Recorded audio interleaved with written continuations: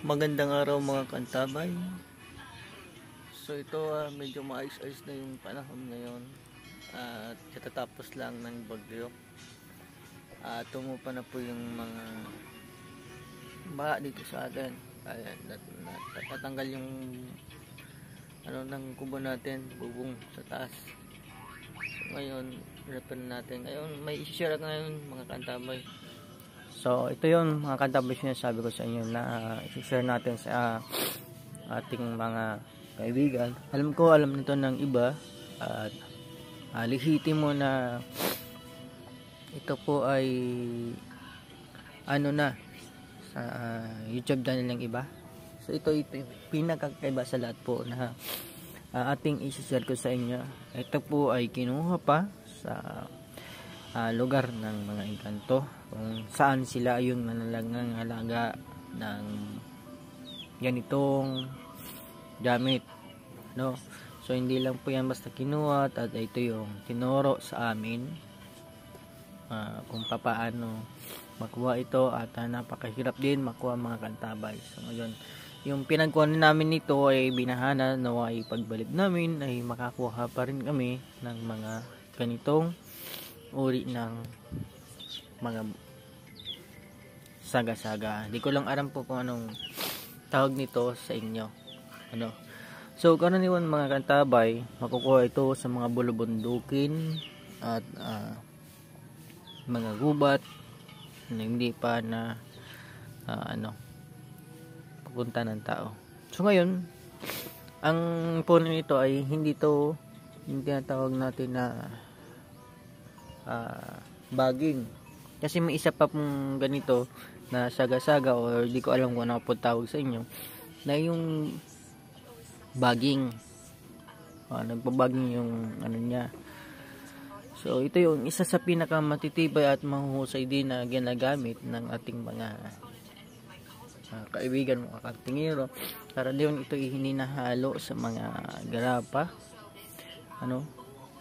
Ito po ay uri isa din sa anti-usog kung saan ay ito'y ginagamit at binabalot sa tilang pula.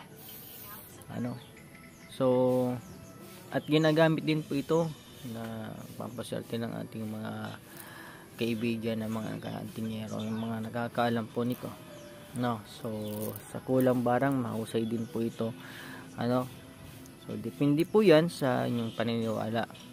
So ito po ay karaniwan ay subok na ng ating mga katingero. So ngayon i-share ko lang ito isa sa pinakaiba sa nakuha namin na mga gamit sa na natural, kalikasan. Ito po kasi yung binigay sa amin ng ating mga kaibigan na engkanto upang makatulong din sa ating kapwa sa tao. So isa din sa pwede niyong gamitin ito, may 5 piraso at ay pwedeng ipalagay sa wallet bilang isang panghalina sa anuman na hanap buhay at iba pang pampaswerte. So hindi lang po siya sa kulang barang at palipad angin at di lang po sa usog ito ginagamit. Karaniwan po ginagamit ito pwede din sa pamilya, sa mga bata. Karaniwan pag ginagamit ito bilang yung panguntahan nila. So ito may 12 piraso ka nito, nilalagay mo sa telang pula at pangkalatan yun, buong pamilya ng sakop nito. Sa pinakamahiwagang tinatawag natin na mahiwagang buto ng kahoy ng saga-saga o kung ano man pong tawag sa inyo. At mayroon pa nitong puti, itim at ito pula. So napakaganda kumikinang sa camera, pero kung sa personal hindi naman po siya kumikinang so sa camera lang pala ito. So ayan, so napakaganda nito mga kantabay. So naglagay na rin tayo niyan sa oil natin. At ito, naglagay na rin po tayo dito sa ating botelya. Ayan. pinalo na natin dyan. So ito karaniwan ginagamit ng mga katingaran natin sa panlagay sa garapa. So ganito, mga panghilot. So kontra kulam. So gagawa na naman tayo ulit ng panibagong mga kasa. Na mga ginagamit natin, no. Tapos ito po yung collection natin ng mga gamit na kuha natin at naipon natin sa ating pagsisiyasat sa na binahagi sa atin. Ayan, napakadami na mga kantabay. So dyan lang natin siya linalagay. Ito yung isa pa sa bunga ng money tree. So isa din sa pampaswerte at pampalina. So ito isa pa sa pinaka maganda, yung meteorite, na batong kinakalawang, So yan, napakaganda. Ito talaga sa ginagamit pa natin. Ito yung deposit o tirahan ng ginto. Ito may ginto pa nga, kumikinang mga kantabay. Yan. So di ko siya inanod kasi remembers ko siya. Ayan, may ginto pa sa bato. So isang uri ito sa kasi ginagamit din ito sa mga gamot may ginto siya. At ito na yung dignum. So meron tayong dignum kahoy. Tinatago lang natin yan mga kantabay. So ginaan natin collection natin,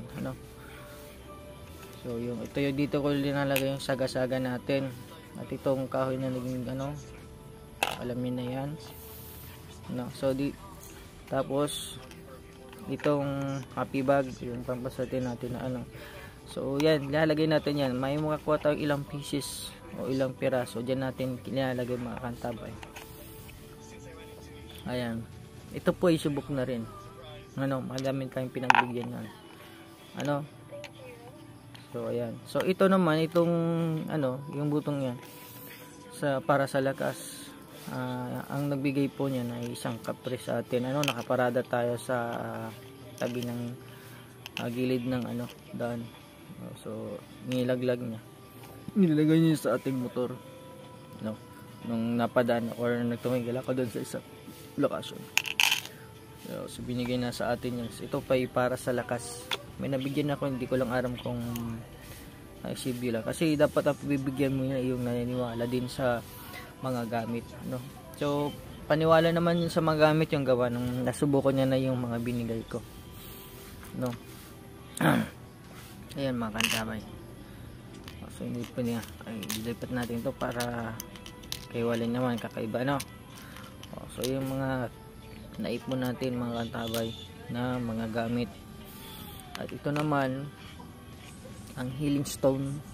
Ito ay sa pinaka binigay sa atin ng saint ng tatawag natin na isang lugar. Dumay pa talaga sa akin at ito ay binigay sa atin healing stone. So mahawakan mo na ito, yung mga sakit-sakit mo sa katawan ay maganda, mawawala. Depende po sa panlaligyan ng mga kantabay.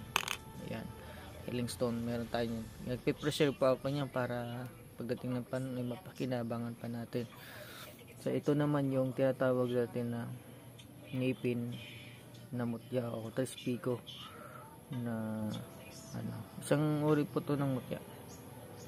Piniperceive natin ito para magamit natin pag magkakasa tayo ng gamit. Ito yung dati kong mga pang-ipit na dignum. Ayan. So ito yung mutya ng